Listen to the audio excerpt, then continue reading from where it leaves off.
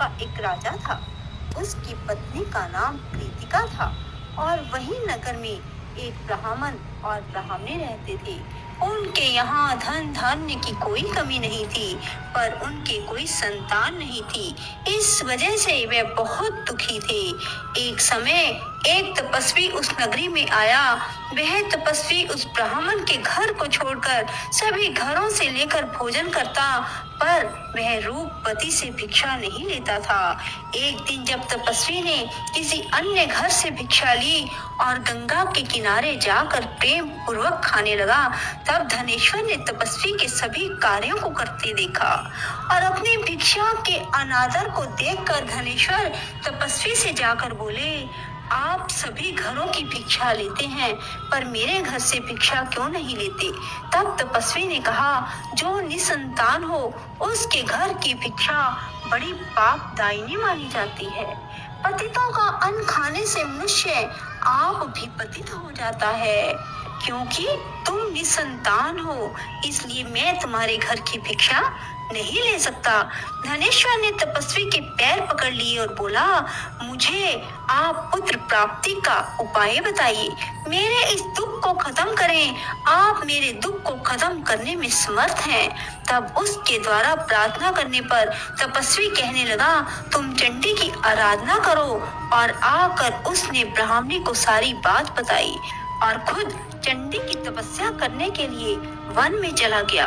उसने चंडी की उपासना की, उपवास किया और 16वें दिन उसे चंडी ने दर्शन दिया और कहा कि तुम्हारे पुत्र होगा, पर वह 16 वर्ष का हो जाएगा तो मृत्यु को प्राप्त हो जाएगा।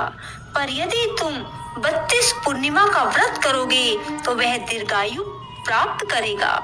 जितनी तुम्हारी समर्था हो उतने घी के दीपक बनाकर शिवलिंग के सामने जगाना, पर ऐसा 32 पूर्णिमा को ही करना। प्रातः काल होने पर इस स्थान पर तुम्हें एक आम का पेड़ दिखाई देगा। पेड़ पर चढ़कर एक आम तोड़ना और घर ले जाकर पत्नी को दे देना। अब वह स्वप्न से जागा और पत्नी को सारी बात बताई। स्नान करके पत्नी को खिलाना। प्रातः काल होने पर इस स्थान पर तुम्हें एक आम का पेड़ दिखाई देगा। पेड़ पर चढ़कर एक आम तोड़ना और घर ले जाकर पत्नी को सारी बात बताना और स्नान करके पत्नी को खिलाना। उसके संतान होगी। जब वह सवेरे उठा, उसने वहां एक आम के पेड़ को देखा और आम लगा देखा, पर वह आम तोड़ ना पाया क्योंकि आम बहुत ऊंचे लगा था। और गणेश जी से प्रार्थना करने लगा कि हे गणेश जी, मेरा कार्य सिद्ध करें और मैं अपना मनोरथ पूर्ण कर सकूं। गणेश जी की कृपा से धनेश्वर पेड़ पर चढ़ गया और उस फल को देखा। उसे महसूस हुआ कि ये तो वही वरदान वाला फल है, और उसने तोड़ा और पेड़ से नीचे उतर आया और फिर घर जाकर उसने अपनी पत्नी को दिया। 9वें महीने उसके पुत्र पैदा हुआ और पुत्र बहुत ही सुंदर और सुशील था। उसकी माता पिता ने 32 पूर्णमासी का व्रत करना शुरू कर दिया। 16वां वर्ष लगते ही माता पिता को चिंता होने लगी कि कहीं 16 वर्ष होने पर बेटे की मृत्यु तो नहीं हो जाएगी। इसलिए उन्होंने अपने मन में विचार किया कि ये घटना अगर उनके सामने घटित हुई तो क्या होगा। उन्होंने उस बच्चे के मामा को बुलवाया और कहा कि हमारी इच्छा है कि देवी दास को तुम 1 वर्ष के लिए काशी में ले जाकर विद्या ग्रहण करवाओ। उसे अकेला बिल्कुल नहीं छोड़ना, तुम सदा उसके साथ रहना। और इस तरह से उन्होंने अपने बेटे को 1 वर्ष के लिए काशी भेज दिया। किंतु यह बात मामा को नहीं बताई। धनेश्वर ने अपने पुत्र की मंगल कामना के लिए भगवती की आराधना शुरू कर दी और फिर 32 पूर्णिमा का व्रत पूरा कर लिया।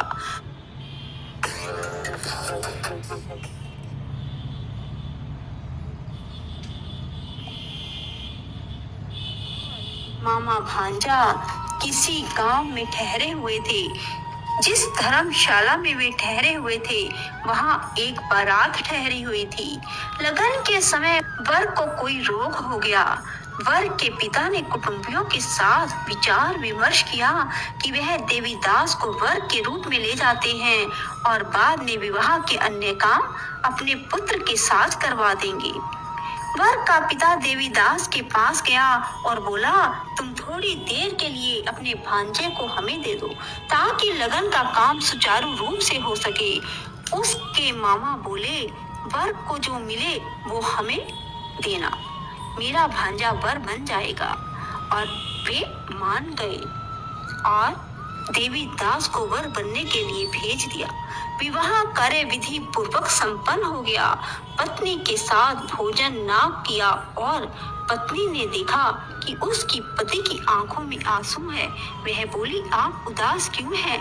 लड़के ने सारी बात बताई। उस कन्या ने कहा, ऐसा कैसे हो सकता है?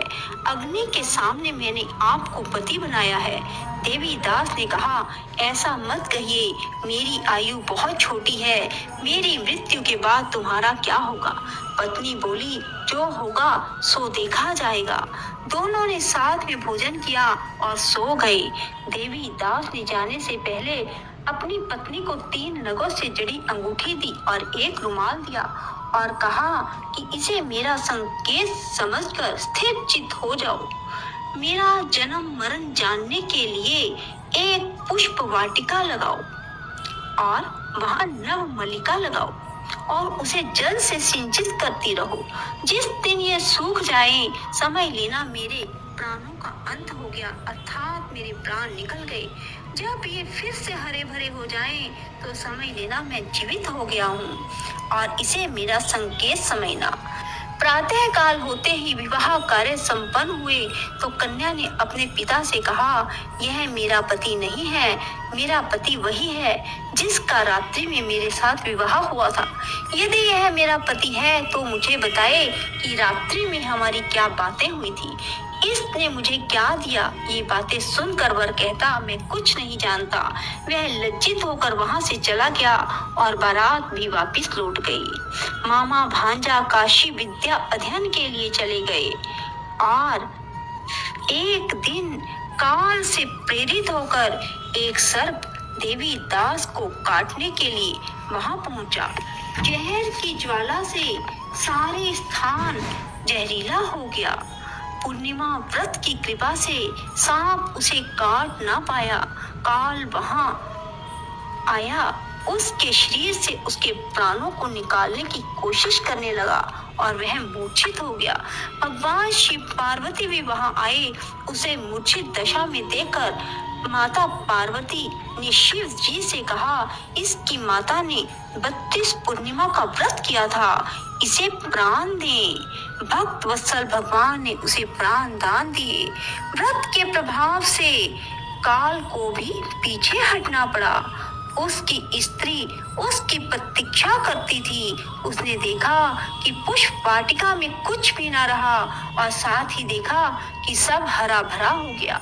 ऐसा देखकर मैं बहुत हर्षित हुई और अपने पिता से बोली, पिताजी मेरे पति ठीक हैं, उन्हें ढूंढिए।